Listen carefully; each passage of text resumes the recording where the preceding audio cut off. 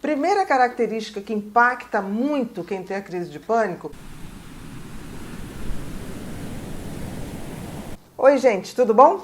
Antes da gente continuar, se inscreva no canal, compartilhe, deixe o seu like, deixe a sua opinião e diga o que você quer ver por aqui. Quanto mais você fizer isso, mais a gente vai poder propagar o conhecimento. Então, vamos voltar ao pânico. Todo mundo, eu acho que já ouviu falar de alguém que teve uma crise de pânico. É desesperador. A pessoa tem certeza que vai morrer, a pessoa ou sai correndo desesperada ou a pessoa paralisa. São essas características, as 13, que a gente vai falar agora.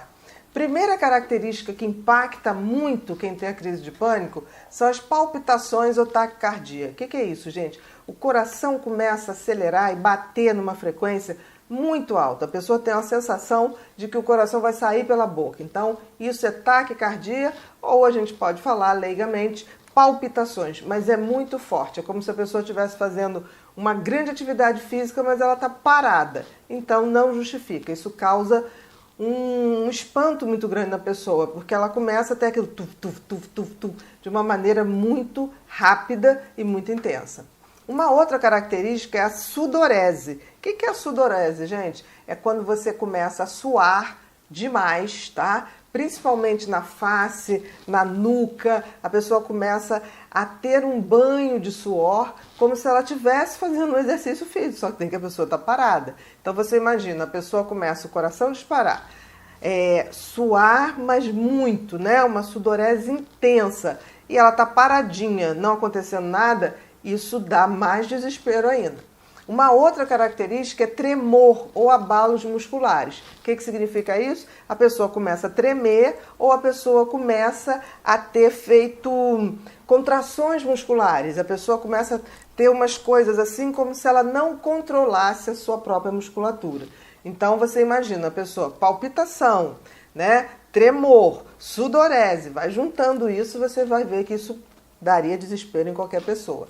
E o transtorno de pânico, gente, é um transtorno de ansiedade. Então, é a maior ansiedade que uma pessoa pode sentir num curto espaço de tempo. Vamos lá. Sensação de falta de ar ou sufocamento.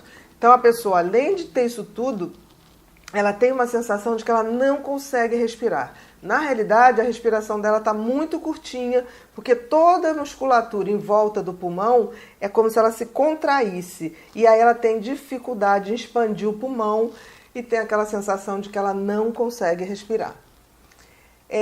Sensação de asfixia ou nó na garganta. Muitas pessoas não conseguem nem falar. É como se aquilo fechasse e elas entram em desespero até para comunicar o que está acontecendo. Dor ou desconforto no peito.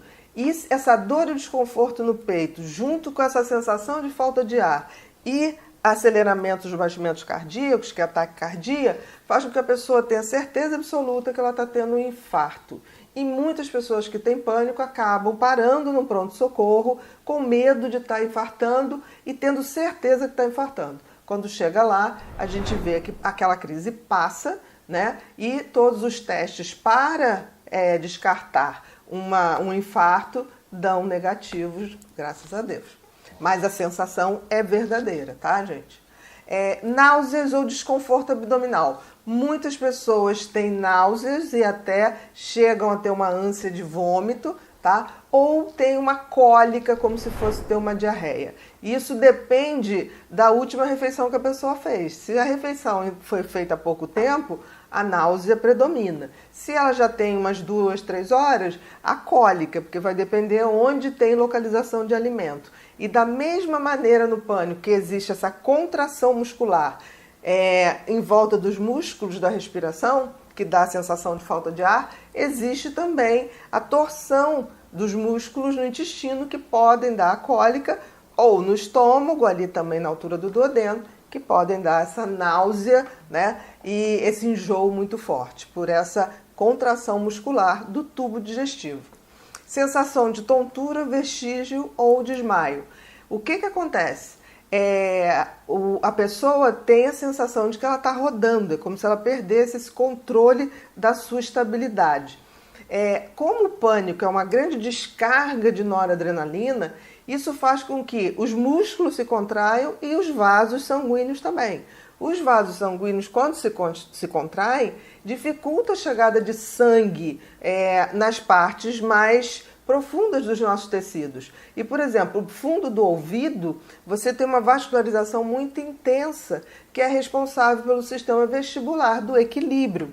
E quando você tem uma descarga de noradrenalina e adrenalina que ocorre no pânico, esses vasos muito fininhos se fecham e dificulta a vascularização do sistema que mantém a gente em equilíbrio. Por isso que essas pessoas têm esse tipo de tontura, como tem o enjoo por contração do estômago, como tem a cólica por contração do intestino. Tá? Sensação de irrealidade, estranheza com o ambiente ou de despersonalização, estranheza de si mesmo.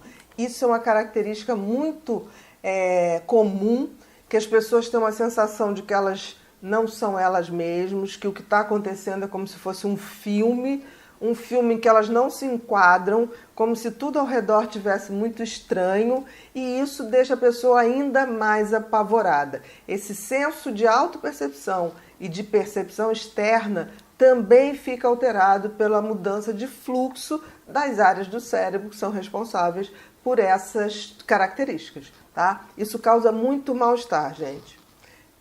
Vamos lá. Sensação de realidade, medo de perder o controle de seus atos ou enlouquecer. Isso ocorre muito quando a pessoa tem a despersonalização. Então a pessoa tem uma crise de pânico no meio da rua e aí ela fica apavorada, primeiro de não saber o que fazer, de estar estranhando tudo, de ter uma sensação de insegurança absoluta. É uma sensação de desespero e falta desse autocontrole. Né? Medo de morrer, aquilo como eu falei, com as características do pânico, a pessoa tem a sensação de que está tendo um infarto. Então, é óbvio que toda crise de pânico traz esse medo, desespero de morrer. Né? E morrer sem saber o que fazer, sem saber o que fazer, com quem contar, que atitude tomar. Então, é um momento de desespero. A sorte é que uma crise de pânico, gente, dura de 20 minutos a 40 minutos. Mas esse tempo, certamente, é o pior período para uma pessoa. A sensação é que isso durou horas. O sofrimento é muito intenso. E sensação de anestesia ou formigamento, que a gente chama de parestesias. Por que isso? A mesma coisa que diminui a vascularização sanguínea no fundo do ouvido e dá a tontura, também vai dar essa sensação de anestesia ou de formigamento. Por quê? Porque os vasos sanguíneos que irrigam a pele, né, a musculatura, eles diminuem o fluxo sanguíneo e a pessoa começa a ter como se fosse uma mão dormente, como se estivesse formigando. A gente já viu isso quando a gente dorme em cima do braço, dá aquela sensação de anestesia ou de formigamento. Isso acontece do nada também na crise do pânico. E também ondas de calafrios ou onda de calor. Então a gente também tem esse episódio. Então você vê que todas essas características, as 13 que a gente colocou aqui, é claro que não precisa ocorrer as 13, mas se você vir, se ocorrerem 5 dessas já é desesperador. Tem pessoas que podem ter muitas características dessas, mas em geral você tem aí 5 dos sintomas. Os mais comuns eu diria que é a sensação de falta de ar, ataque cardíaco, coração acelerado, náuseas, tonturas e a sensação de que vai morrer. Isso é desesperador.